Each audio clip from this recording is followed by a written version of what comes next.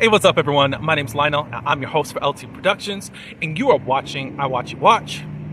Today, we are covering a new one. Every Tuesday, I try to bring you something new, something fresh, something independent that you're not watching, that I really want to put you on game, and to just share the love and support of others that are in the industry.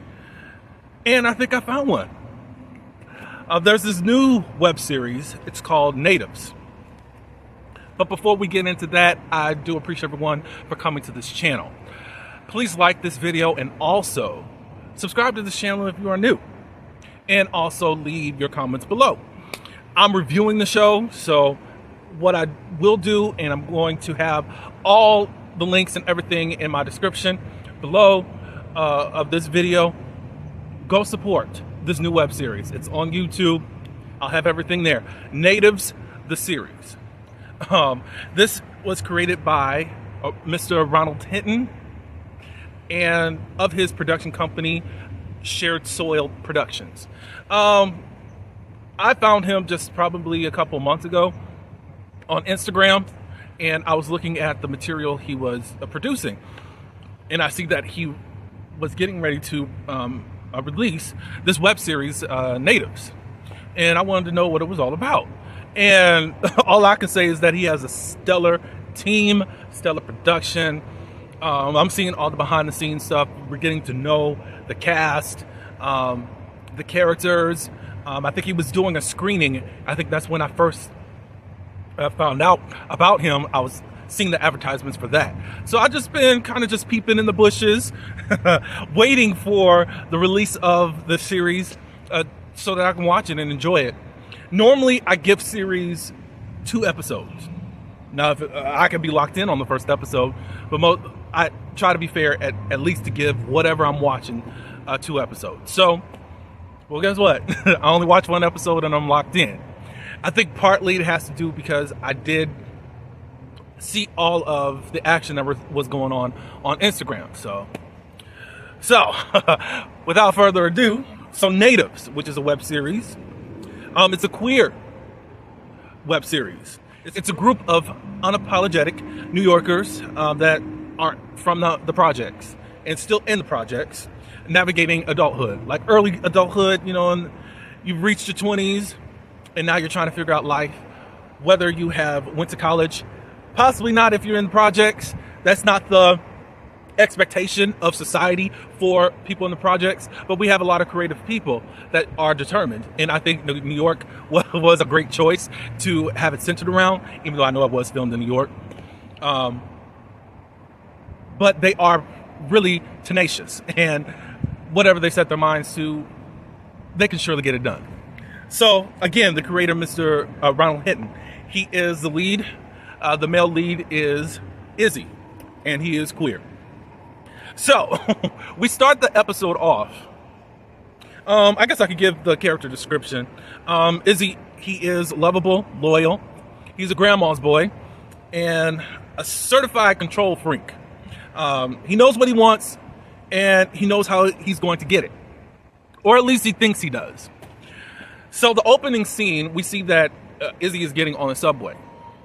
He sits down and all of a sudden he listens to a voice recording. And it's someone who is pissed off at him that I think his name was Joel. I think his name was Joel or Joe. It starts with a J.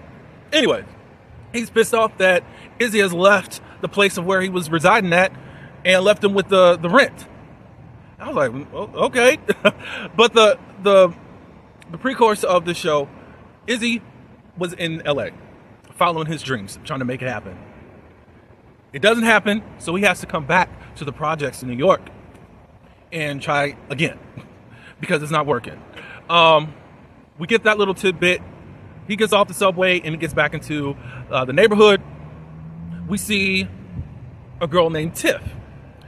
She is also queer, and we see other guys there. One is Ricky. I forgot the other guy's name, and there was another guy there. Sorry about that. I'll get those names down pretty quickly. But anyways, Tiff, she's there rapping, and of course one of the guys saying it was basura. It was like, okay. And then all of a sudden, Ricky spots Izzy coming with his luggage.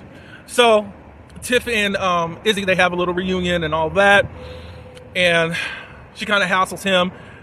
He wants a little help with the luggage, and she wants to know what he's been doing, where he's been at, da-da-da-da-da. So anyways, long story short, the rest of the group greets him. I took note at the beginning of the episode, Ricky had this long exchange with Izzy. There was staring and all that, and you're like, what's going on here? So I took note to that, which we'll discuss that pretty soon anyways. But it was like, okay, but he did it after the crowd left. That was Tiff and the other guys. So take note of that also. Tiff eventually just helps him get up the stairs. I think the elevator was broken, and he gets to see his grandmother, Abella. I think that's how you say the name. Anyways, of course, she's loving on him, surprised that he's here, and then immediately goes off, as anyone would do. You have those mamas and grandmothers that'll cuss you out 1 second, and then the next minute you ready to eat. And that's exactly what happened, because they hadn't even heard from him, and they were just really trying to figure out what's up. But anyway, she was glad that he was home. Told Tiff, get out of his room. My boy is back. So as I did say before, it looks like he is grandma's boy, and it looks like Tiffany's maybe. Tiffany and Izzy, they're cousins, if I didn't say that beforehand. So anyways, I can anticipate, they got this brother and sister type of relationship. I can anticipate some animosity. Hey, she's been stuck in the projects. He went out to do what he did, left us behind, came back. I can see some tension. Probably not long-standing, but it will definitely carry some weight between those two, but time will tell. The first, of course, Abella, let me read hers. Okay, she has, you can call her Abella also. She has this hard exterior, but a selfless softy at heart. Just like I was saying, she'll cuss you out, and then next minute, you're seated at the table being fed. But she says, don't let the soft at heart be a pass for you to F with her. She's street smart and takes no bull. And she's also a mama bear, so I know she's going to protect her grandbabies at all costs. So, hey. So, immediately, Izzy puts his stuff down in his room, but was it then he did this? I think he started looking at his text and then also getting on Jacked. However, later on, I think that they, Izzy and Abella, they started talking, and Izzy started getting on Abella about her health. How is that going? And basically she said, don't mind what I'm doing. You do what you're supposed to do. Mind your own business. I'm okay. All that good stuff. I think she has high blood pressure or blood sugar or something to that nature. Obviously, there are concerns about her health, and possibly she's not really taking care of her health. There's something later on that just really popped in my head in the episode. I'm like, ooh, I wonder if this will be written in at some point. Hopefully not. She does ask Izzy, do you want something to eat? It'll just take me a half hour. He was like, no, let me go down to the bodega. Now, I have a crush on New York. I have not been as of yet. I have to do it. I was talking with one of my Twitter friends, Live Love Simone. Shout out to her. She is within the New York area, and she loves a bodega. And she always talks up about that. Forget a McDonald's, no, a bodega. So he goes down to the bodega, Izzy does, and he gets some breakfast. And he gets it the way that he likes. In walks Kai. Kai, whose pronouns are they and them. Kai is unfiltered, forever stunning, and is a dance queen. They radiate confidence. So anyways, Kai is walking by. Izzy sees Kai and goes over to Kai as they get their drink. He gets up and Izzy says, oh, I remember that you like Snapple, or Snapple's one of your favorite drinks or whatever. Kai totally ignores Izzy, and I think ends up paying for whatever, or walking out. Kai ended up walking out and just ignoring, and was like, hey, why don't you talk to me? But whatever. That didn't work. So obviously Kai is pissed off at Izzy, and we're going to find out why Kai is pissed off at Izzy. Later on, they go back.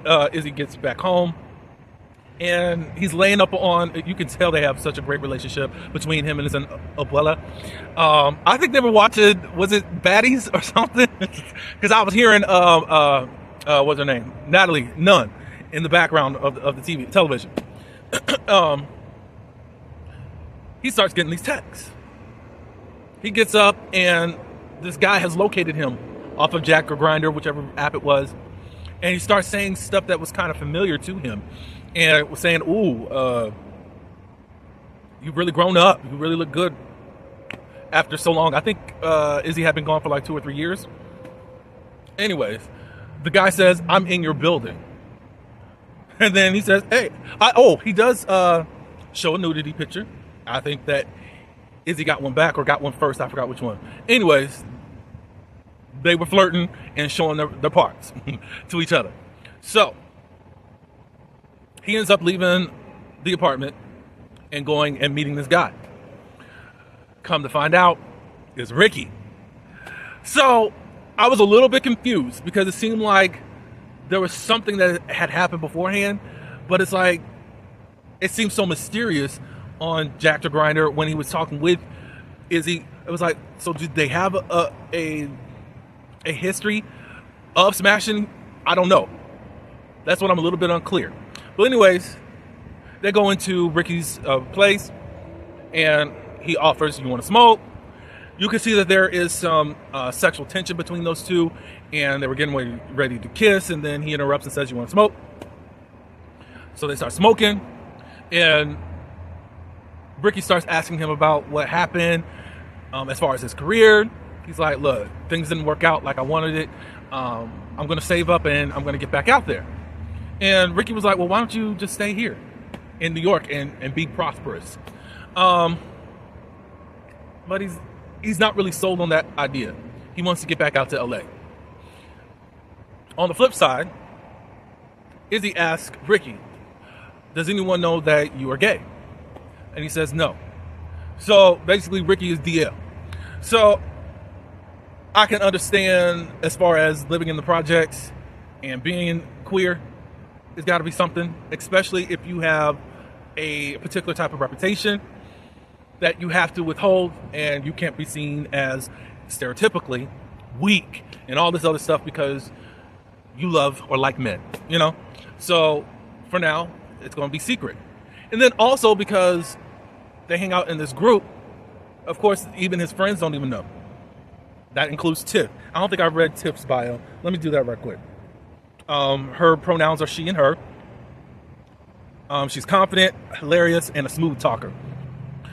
Thinks she runs the streets. But don't get it twisted. She has a heart of gold. I'm not really seeing any type of mean people on here with this arrogance, but I think, well, I got something to say about somebody with arrogance though, or at least with pride, you know. Anyways, they talk a little bit, and then next thing you know, they're smashing. Izzy leaves his apartment, Ricky's apartment, and runs into Kai. Kai walks right past. Also, Jazz is with them. I forgot that there was a scene earlier. Izzy is talking with Jazz. Izzy's complaining to Jazz about how Kai was treating him. And Jazz was like, "Well, I see your point, and I can see their point in how they feel." But she was going to try to be the bridge between them to make things happen to get their friendship back together. So then after Kai walked past Izzy without saying anything, then Izzy spoke up, and he was upset that Kai wasn't speaking to him. And then Kai went off, and rightfully so. They said, "You think speaking about a favorite drink is enough as far as what you have done to me? You haven't been in contact with me since you left New York and to go to LA and all that, and you think just smoothing things over is talking about a drink? I think not." I'm paraphrasing. They leave. I think Jazz did try to interject, but Kai's not feeling it, and rightfully so. And what I do have a problem with Izzy is the pride that he has.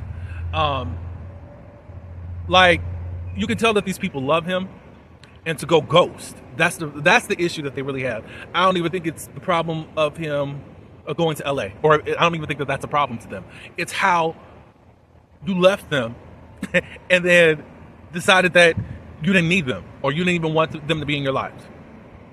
And then you come back and you can't even apologize or nothing. You just thought that you were just going to weasel your way in back into all of these relationships. Tiff is not going to put up much of a fight because you're family.